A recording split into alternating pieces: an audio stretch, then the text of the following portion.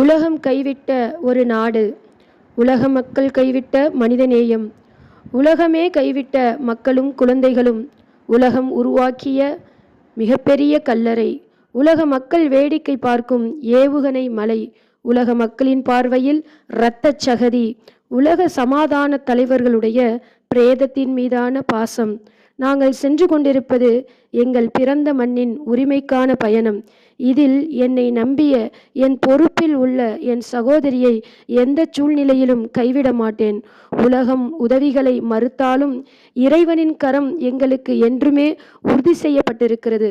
நாங்கள் பலவீனப்படுத்தப்படவில்லை, மாறாக ரணங்களால் பலப்படுத்தப்பட்டு கொண்டே இருக்கிறோம். நாங்கள் பலஸ்தீனத்தின் புரட்சி பெண்கள்.